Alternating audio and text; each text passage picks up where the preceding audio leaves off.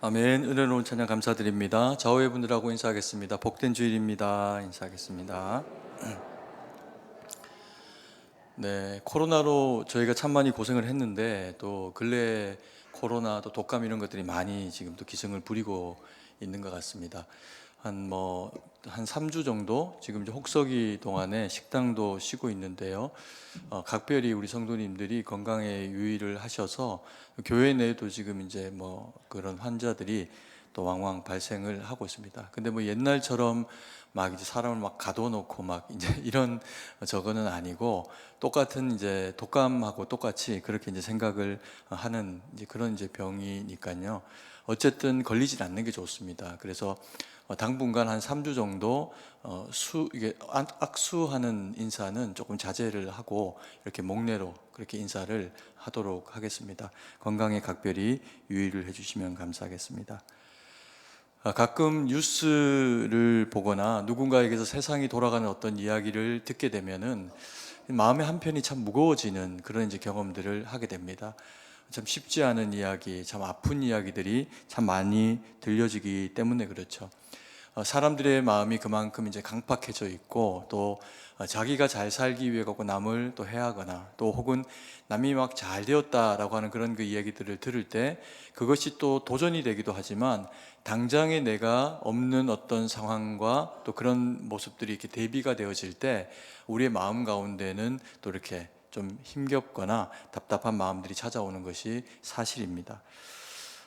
이런 모든 이유들이 왜 그럴까를 생각을 해보면 당연히 죄 때문에 그런 거죠. 죄가 세상에 관영하고 그 죄의 영향을 받은 사람들이 살아가는 세상이기 때문에 항상 좋은 얘기만은 들려질 수 없는 것이 사실입니다.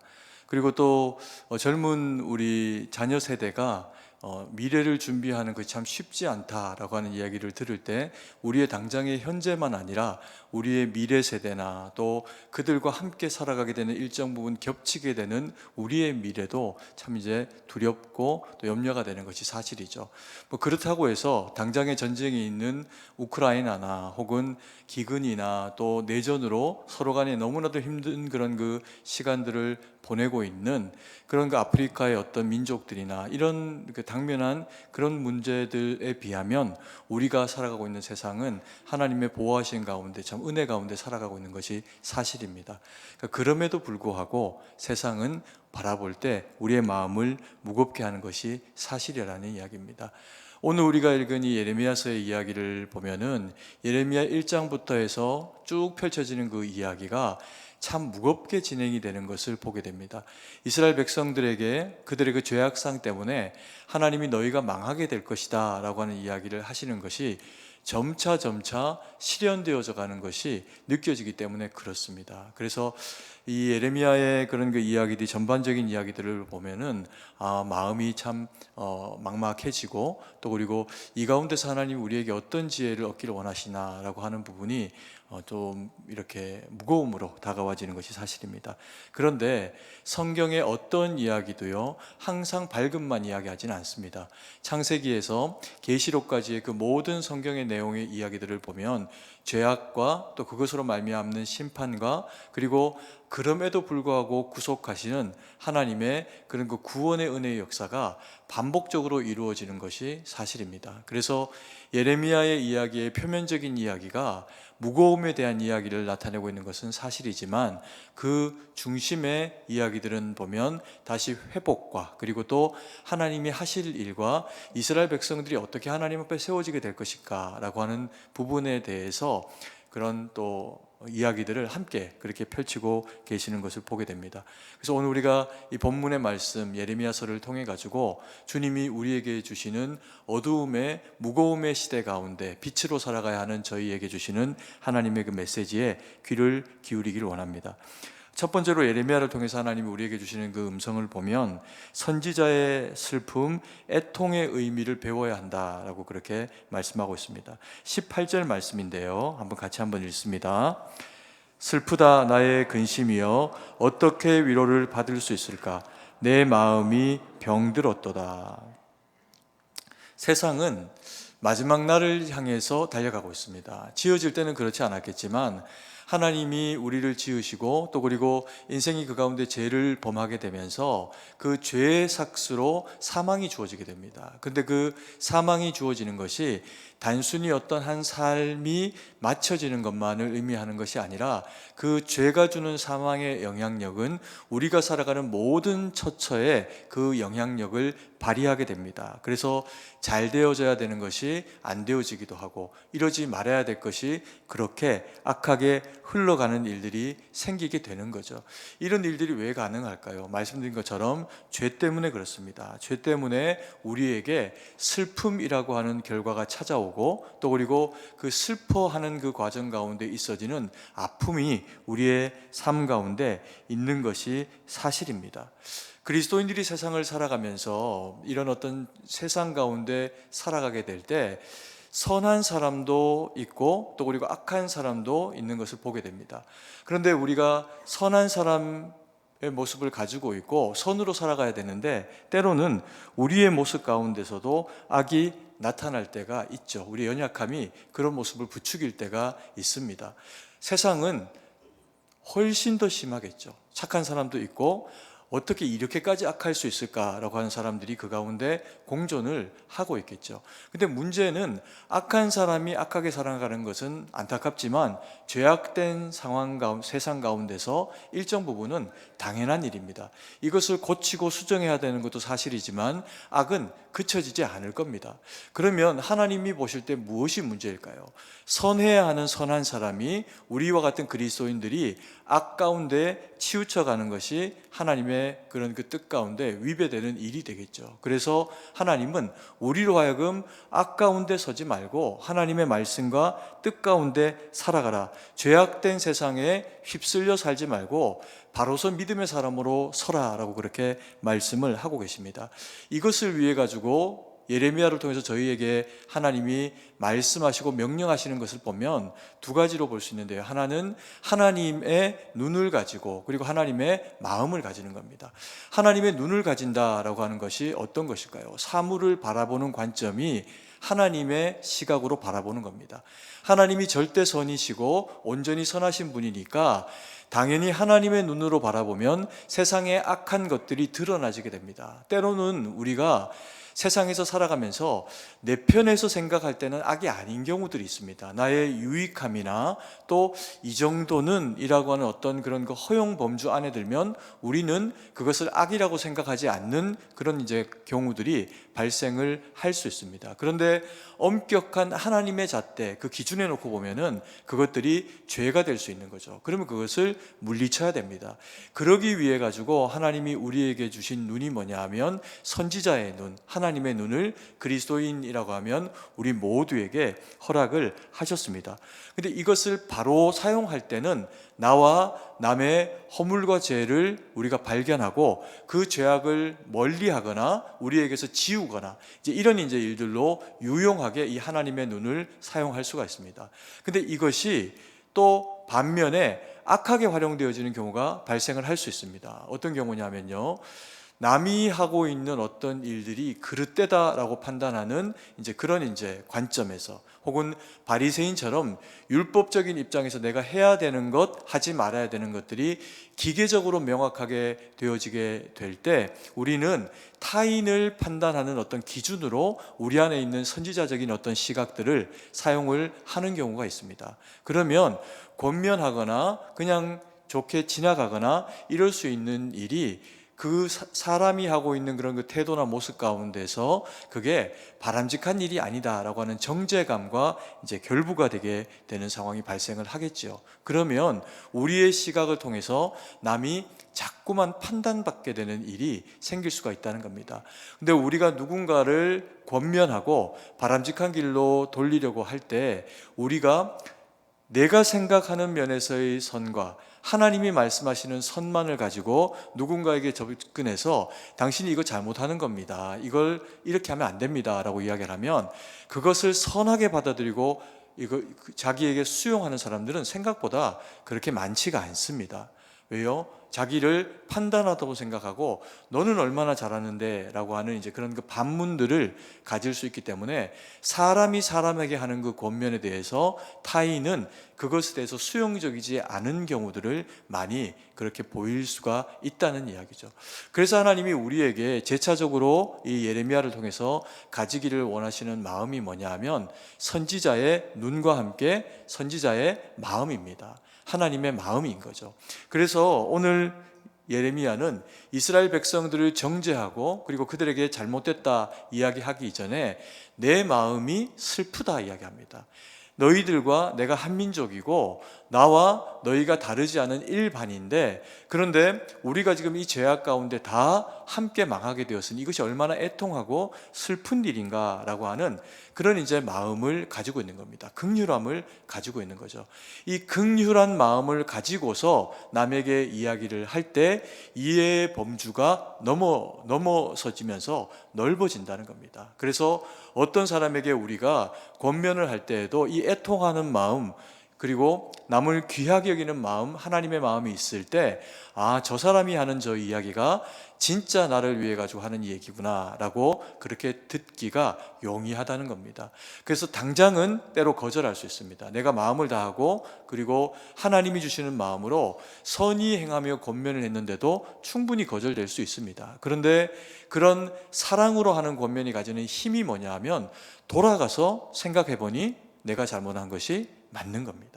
그러면 행동을 수정하는 능력이 된다는 거죠. 이게 애통이 가지고 있는 그런 그 힘이라는 겁니다. 긍휼이죠. 19절 말씀도 같이 한번 읽겠습니다. 딸 내 백성이 심히 먼 땅에서 부르짖는 소리로다. 여호와께서 시온에 계시지 아니한가? 그의 왕이 그 가운데 계시지 아니한가? 그들이 어찌하여 그 조각한 신상과 이방의 헛된 것들로 나를 격려하게 하였는고 하시니. 독특한 표현입니다. 이 표현 안에 보면은 딸 내 백성 이렇게 이야기하면서 이것은 이스라엘 백성들을 이야기합니다. 예레미야가 당시에 나이가 얼마나 되었는지는 모르지만 그렇게까지 안 많을 수도 있는데 내 딸 백성, 내 백성 이렇게 표현합니다. 이것은 예루살렘을 이야기를 하는 것이고 예루살렘 백성들을 이야기를 하는 겁니다. 그들이 하나님 앞에 죄악을 범하여서 죽게 됐다는 거죠. 근데 이 죄악상이 얼마나 극심한지 하나님께서 이들을 벌하시기로 작정하셨는데 우상 숭배가 이들에게 창궐했다는 겁니다. 그래서 너희는 망하는 것이 당연하다는 거죠. 그런데도 이 표현 가운데 있는 예레미야의 마음 가운데는 애통함, 자기 백성에 대한 연민과 사랑이 있습니다. 그리고 이 표현의 독특함 가운데는 어디까지가 예레미야의 마음이고 어디까지가 하나님의 말씀인지가 잘 구분이 되질 않습니다. 19절 다시 한번 읽겠습니다. 딸 내 백성의 심히 먼 땅에서 부르짖는 소리로다. 여호와께서 시온에 계시지 아니한가? 그의 왕이 그 가운데 계시지 아니한가? 그들이 어찌하여 그 조각한 신상과 이방의 헛된 것들로 나를 격노하게 하였는고 하시니. 섞여 있죠. 예레미야가 이스라엘 백성들을 애통히 여기는 그런 그 시각과 하나님이 이스라엘 백성들을 고발하는 내용이 섞여 있습니다. 왜 이렇게 모호하게 섞여 있을까요? 하나님의 마음과 예레미야의 마음이 다르지를 않은 겁니다. 이스라엘 백성을 사랑하는 하나님의 마음에도 애통이 있고 하나님의 말씀을 받아서 이스라엘 백성들을 권면하기 위해 가지고 그들 앞에 서 있는 예레미야의 마음도 예수 그리스도의 심장, 하나님의 마음을 가지고 그들에게 이야기를 하다 보니까 뒤죽박죽 섞여 있는데 다 누구의 마음입니까? 하나님의 마음인 겁니다. 하나님이 이스라엘 백성들이 어리석고 악하게 행하였음에도 불구하고 그들이 죄악 가운데 멸망하는 것을 원하지를 않으시고 선지자의 외침 가운데 돌아와서 회복되어지기를 원하시는 겁니다. 그래서 믿음의 사람, 믿음이 좋은 사람, 예레미야를 보고 배우기를 원하는 하나님의 사람에게는 선지자의 눈도 있어야 되고 선지자의 마음도 있어야 된다는 거죠. 이것이 우리에게 공이 작동을 하게 될 때 죄악된 세상이 하나님의 빛 가운데로 드러나게 되고, 그리고 또 드러나는 것이 심판이 아니라 회복과 은혜의 때로 바뀔 수 있는 그 능력이 되기 때문에 하나님의 마음도, 선지자의 마음도 거기에 있어야 한다는 겁니다. 이게 되어지는 게 뭘까요? 이게 복음입니다. 지금 예레미야가 선포하고 있는 것은 죄악 가운데 너희가 죽게 될 것이다 라고 하는 게 저주의 문구가 아니라, 너희가 그런 상태임에도 불구하고 하나님 앞에 돌이키라. 돌이키면 너희가 살게 될 것이다. 하나님은 너희를 애통히 여기시고 너희가 우상으로 얼룩지게 만든 것을 아파하실 뿐이지 너희를 회복하시는 분이시다 라고 하는 것을 예레미야는 강력하게 선포하고 있는 겁니다. 그래서 복음이 전해질 때, 우리가 선지자의 마음을 가지고, 선지자의 시각을 가지고 죄악 세상 가운데 살아가고 있는 우리의 자녀들이나 우리의 사랑하는 가족들, 또 친구들, 사랑하는 이들에게 하나님의 마음을 가지고 복음을 전하면 그들이 그제서야 돌아올 수 있는 기회를 가지게 된다는 거죠. 전하지 않고야 어떻게 하나님의 말씀을 들을 수 있겠습니까? 하나님의 말씀은 듣는 자들에게 주시는 믿음의 선물입니다. 그래서 우리가 예레미야처럼 주님의 마음을 가지고, 하나님의 눈과 하나님의 마음을 가지고 복음을 전해서 이웃 가운데 사람을 살리는, 영혼을 살리는 우리 모두가 되어지기를 간절히 소망합니다. 그리고 두 번째로 예레미야를 통해서 주시는 말씀은 절망적 현실을 이기는 힘을 배워라 라고 그렇게 말씀을 하십니다. 20절 말씀인데요, 같이 한번 읽습니다.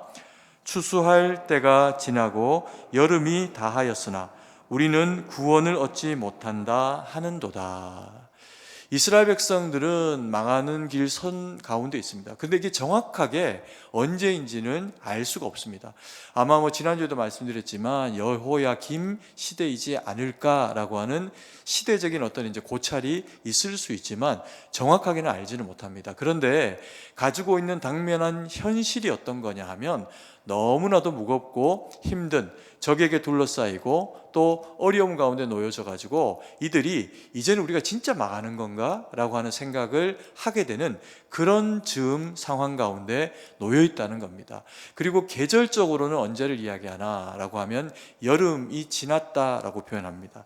추수 때가 지나고 여름이 다하였으니 라고 이야기를 하면서 예레미야가 이스라엘 백성들에게 선포하고 있는 이 시절, 이 즈음이 계절적으로나 절기적으로는 어떤 상황인가 라고 하면, 이스라엘 백성들에게는 이 수장절이라고 하는 절기가 있습니다. 그리고 이것을 다르게는 장막절이라고도 표현하고 초막절이라고도 그렇게 이제 표현을 하기도 합니다. 이게 같은 기간에 이루어지는 같은 이제 내용의 그런 이제 감사제인데 명칭이 좀 다릅니다. 왜 명칭이 다르냐 하면, 이스라엘 백성들이 광야 생활을 하는 동안에 하나님이 그들로 하여금 여기가 와서 구별되어진 하나님의 신민으로 살아가는 것, 이것을 잊지 말아라. 이 광야는 하나님이 함께 하시는 땅이고 너희는 하나님 앞에서 구별된 민족이다 라고 하는 것을 알게 하시기 위해서 그들에게 허락하신 절기가 뭐냐 하면 장막절 혹은 초막절, 초막을 지었다는 거죠. 그래서 너희가 광야에서 생활했다는 것을 잊지 말라는 겁니다. 그러나 그 중심에는 감사가 있습니다. 하나님이 너희를 지키셨고 이 자격과 시간과 상황을 허락하셨으니 너희에게 이런 일이 되어진 것이다 라고 하는 것을 알게 하시는 절기가 이 장막절, 초막절입니다. 그런데 이게 계절적으로 달적으로는 여름이 지나고 이스라엘 백성들이 추수를 하게 되는, 그러니까 광야 생활이 끝나고 가나안 땅에서 정착을 하게 되니까 정착을 해서 열매를 거둬들인, 곡식을 심고 그리고 열매를 거둬들인 그 시기하고 이게 같은 시기에 이루어지는 겁니다. 그래서 이후로는 또 이들이 이것을 수장절이라고 하는 그런 그 절기로 표현을 하기도 합니다. 공통적인 의미는 뭐냐면요, 감사입니다.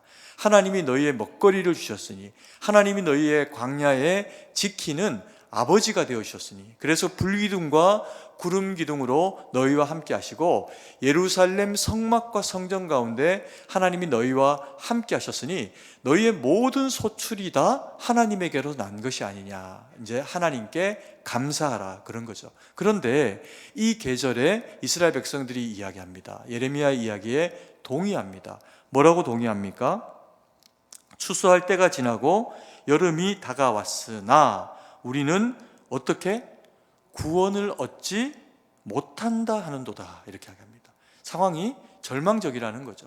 하나님의 보호하심이 느껴지지 않고 장막절의 초막절의 의미도 자기들에게 이게 무슨 소용이 있나라고 생각이 되고, 수장절에 마땅히 우리가 먹고 마셔야 될 것들이 다 예루살렘 성 밖에서 농사지어 이루어지고 있는데 거기에 지금 적들이 진치고 앉아서 우리가 농사한 것을 저들이 다 먹고 앉아 있으니 우리가 무슨 미래가 있겠나, 이 전쟁이 끝난다고 우리에게 살 길이 있겠나. 이스라엘 백성들의 마음이 적막하고 답답하기 그지없는 상태에 이르게 된 겁니다. 이들의 현실적인 상황에 대해서 이야기를 하는 거죠.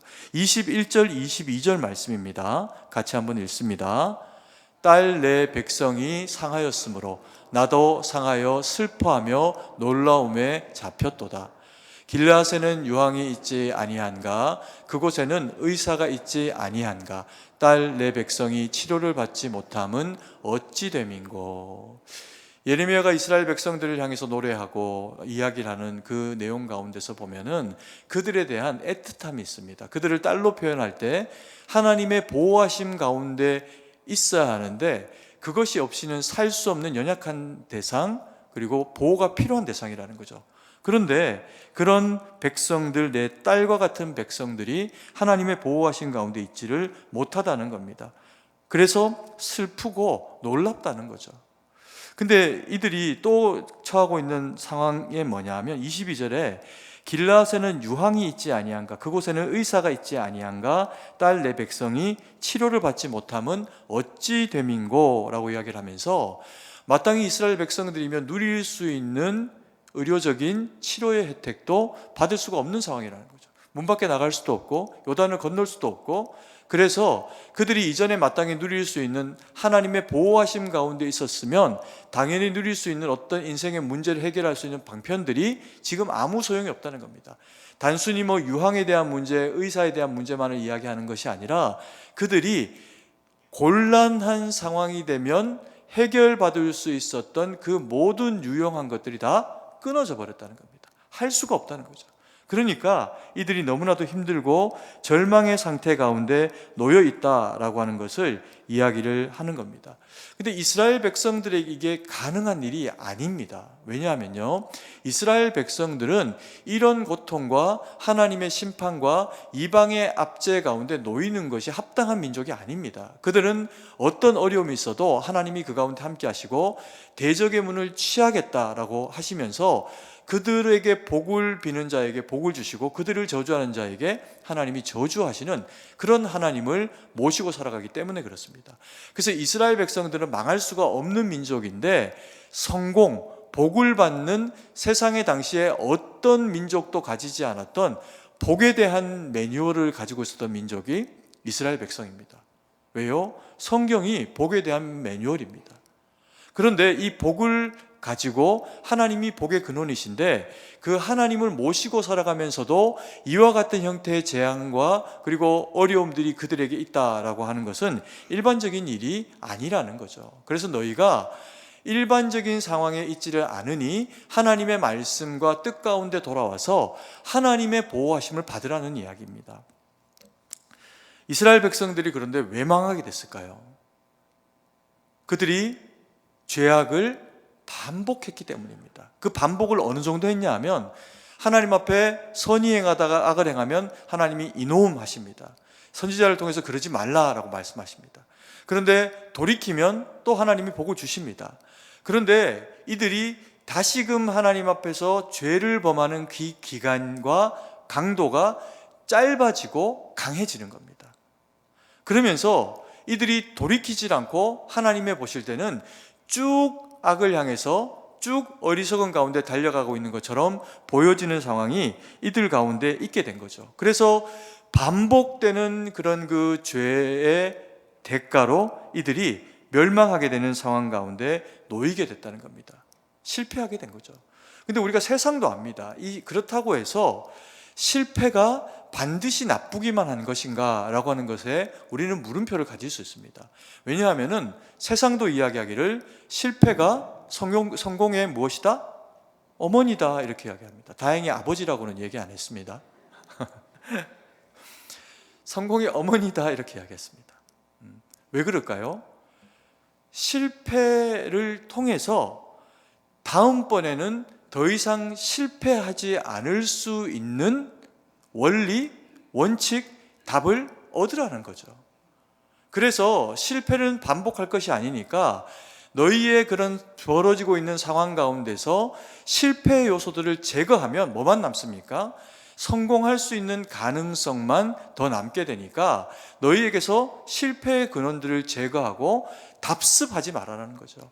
그런데 우리가 인생을 살아가면서 지혜로운 사람과 어리석은 사람을 분리할 때요, 지혜로운 사람은 학식이 막 높거나, 옛날에 우리 부모님들을 보면 뭐 대단한 학벌을 가지시지도 않았음에도 불구하고 다 고만고만한 서당 출신이고 국민학교밖에 못 나오고 그거도 못 나오시고 한글도 모르고 이러신 경우가 있어도 만나보면 우리가 느낄 수 있는 경우가 뭐냐면, 아, 참 지혜롭다, 이런 이제 느낌을 가질 때가 있습니다.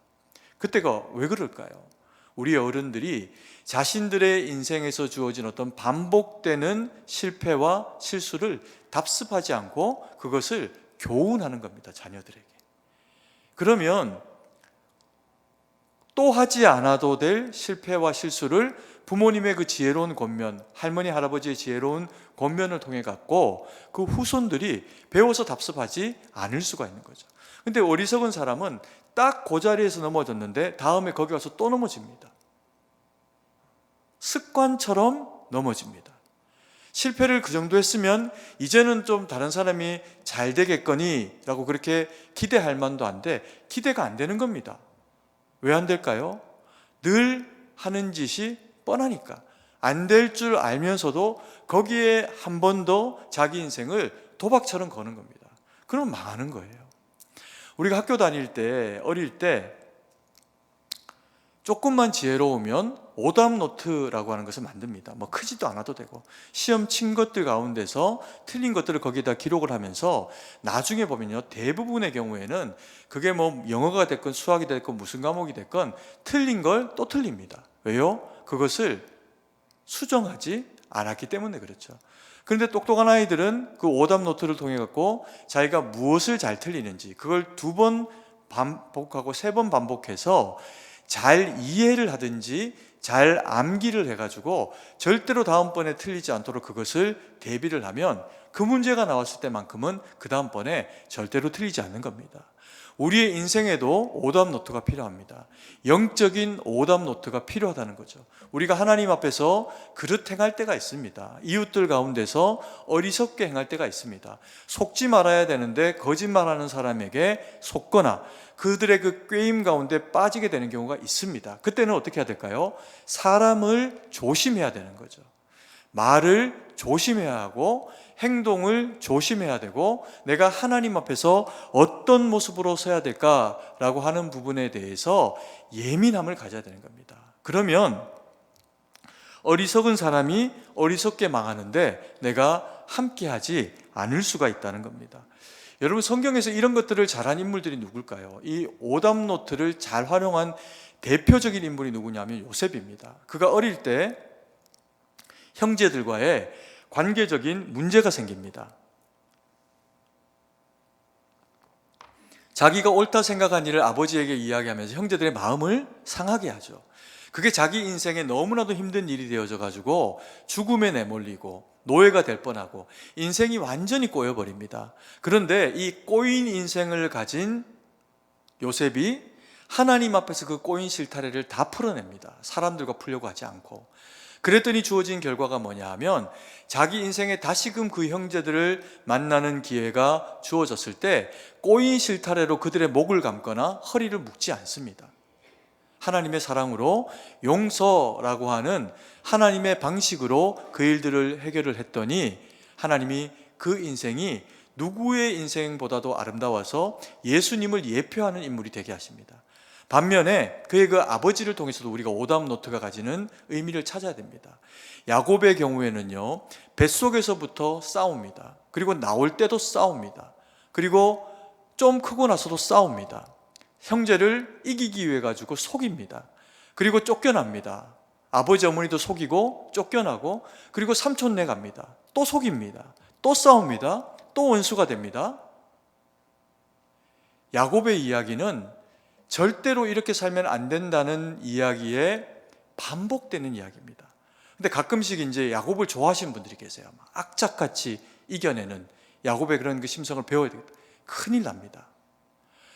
야곱이 애굽의 파라오 앞에 섰을 때 자기 인생을 고백하면서 뭐라고 하냐 하면, 나는 우리 열조보다 어떤 인생을 살았다? 험악한 인생을 살았다. 그렇게 이야기합니다.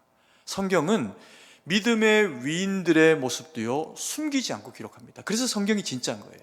그들이 잘못하고 있는 것, 그들이 잘하고 있는 것을 다 기록해줘 가지고 우리로 하여금 잘못된 오답 노트를 또 답습하지 마라, 또 속이고 거짓말하고 강압하고 그렇게 살면 그와 같은 험악한 삶이 우리에게도 찾아올 수 있다는 거죠. 그렇게 살지 마라. 그리고 그럼에도 불구하고 야곱이 잘한 게 있다. 뭡니까? 자기가 약해졌을 때 끝까지 누구를 붙잡은 거예요?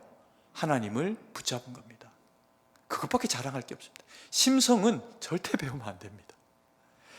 나중에 창세기를 또 우리가 함께 다룰 때 또 말씀을 함께 나누겠지만 오답 노트를 참 많이 가진 인생입니다. 험악한 일이 정말 많죠. 자식들이 막 사륙을 하고 딸은 몹쓸 일을 당하고, 그런 일들이 우리 가운데 없기를 원하시는 게 하나님의 정답이라는 겁니다. 그래서 영적인 오답 노트를 가지고 했던 짓 또 하고, 지난번에 이래서 잘못했는데 또 이렇게 하고, 지난번에 이래가지고 꿀밤 맞았는데 또 이번에 회초리 맞고, 이런 일은 인생 가운데 자꾸 반복하지를 말라는 겁니다. 그러면 우리에게 하나님이 원하시는 것은 뭘까요? 영적인 우등생이 되라는 거죠.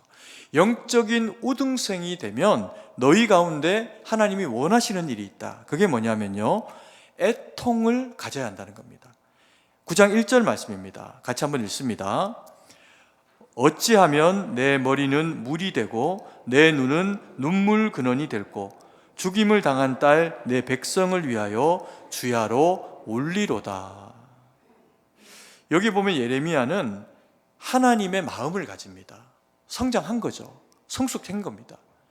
어떤 지혜로움, 어떤 바른 선택, 그거보다 더 뛰어난 하나님의 지각, 하나님의 눈과 그리고 하나님의 마음을 가지니까 하나님이 이스라엘 백성들을 어떻게 바라보기를 원하시는지 그의 눈이 그것을 보게 되는 겁니다. 그 내용이 1절에 기록되어 있는데, 내 머리는 물이 되고 내 눈은 눈물 근원이 될꼬 라고 이야기를 하면서 가득 찼다는 겁니다. 무엇으로? 슬픔으로. 이스라엘 백성들이 하나님 앞에서 멸망의 길을 가게 되니 그들에게 주어질 그 심판의 무게가 얼마나 크고 무거운지에 대해서 예레미야가 아니까 머릿속이 물로 가득 찼다는 겁니다. 눈물로 가득 찼다는 겁니다. 댐이 됐다는 거예요. 그래서 누가 찌르기만 하면, 내게 뭐라고 하기만 하면 이스라엘 백성들을 향한 애끓는 마음이 내 눈에서 눈물을 일으키는 그런 그 상황 가운데 놓여 있다는 겁니다. 그래서 예레미야의 별명이 뭐냐면요, 눈물의 선지자예요. 눈물의 선지자. 이스라엘 백성을 위해서 얼마나 울었던지. 그런데 이 눈물이 가지고 있는 의미, 우리가 눈이 아프면 눈이 먼지를 씻어내기 위해서 눈물이 나죠. 좋은 겁니다. 건강을 눈에 되찾게 하기 위한 방편이죠. 또 우리가 눈물이 납니다. 마음에 감동이 될 때, 그때도 눈물이 나고, 내 마음 가운데 슬픔이 있을 때도 눈물이 납니다. 근데 이 눈물이 가지고 있는 공통적인 그런 그 부분은 뭐냐면 돌이킴과 다시 건강해짐과 그리고 회복이라는 거예요. 울어야 됩니다. 강팍한 시대는 울지 않습니다. 사람들의 눈에 눈물이 사라집니다. 웬만히 아파가지고는 그 아픈 것도 아니라고 이야기합니다. 하나님은 예레미야를 통해서 성숙한 그리스도인들이 가져야 되는 게 무언가? 자기를 위해서 울면 내가 회복됩니다. 내가 어리석음과 악함 가운데 있을 때 하나님을 만났던 때를 한번 돌이켜 기억해 보십시오. 그때 우리가 하나님을 만났을 때 어땠습니까? 내 마음 가운데 감격이 밀려왔죠. 기쁨이 막 넘쳐났습니다. 그런데 도가 넘치는 기쁨을 경험한 분들은요, 예수님을 만났을 때 그저 단순히 기쁨만 느낀 게 아니라 눈물 콧물 하나님 앞에 울면서 기도했던 그런 아마 기억들을 가지고 계실 겁니다. 베드로의 경우에도 그렇게 이야기합니다. 예수님이 자기 앞에 계실 때 주여 나를 떠나소서 이렇게 이야기합니다. 떠나라는 얘기일까요? 아닙니다. 자기 존재의 미력함과 예수님이 가지는 존재의 큼이 부딪히니 내가 당신을 감당하지 못하겠다, 이런 이제 표현을 하고 있는 겁니다. 가면 큰일 나죠. 가라는 말씀이 아니고 예수님도 떠나지 않습니다. 아마도 눈물 콧물 흘리는 그 감격 가운데 베드로가 그 얘기를 하나님 앞에 했을 겁니다. 눈물은 개인이 하나님 앞에 바로 세워지는 놀라운 경험을 일으킵니다. 울어야 돼요. 운지 오래되셨습니까? 울어야 됩니다. 옆에 분을 한번 확 꼬집어 쓰시더라도 울어야 됩니다. 눈물샘이 터져야 하나님의 은혜가 우리 마음 가운데 깊이 찾아옵니다. 우리 성도님들이, 저는 은혜를 못 받는 분은 아무도 없다고 생각합니다. 그런데요, 진짜 깊은 은혜는 눈물 가운데 있습니다. 진짜 깊은 은혜는 눈물을 통해서 역사하시는 힘 가운데 드러납니다. 뭔지 아십니까? 우리가 우리를 위해서 울 때도 감격이 일어납니다. 근데 성숙한 그리스도인 예레미야가 우리에게 보여주는 이 애통의 능력은 뭐냐면, 예레미야는 더 이상 자기를 위해서 울지 않습니다. 자기 민족과 자기 백성과 예루살렘을 보고 애통한 겁니다. 이렇게 살면 안 되는데, 내 사랑하는 이가, 나의 자녀가, 나의 남편이, 나의 부모님이 이렇게 살면 안 되는데, 그들의 인생이 영원하지 않은데 이렇게 사는 삶을 영원으로 살다가 죽으면 영원히 심판받게 되는데, 그래서 내 사랑하는 이들, 이웃들을 바라보니 애통한 마음이 애끓음으로 올라오는 겁니다. 그래서 울라는 거예요. 그래서 슬퍼하라는 겁니다. 그 슬픔은 살리는 힘이 됩니다.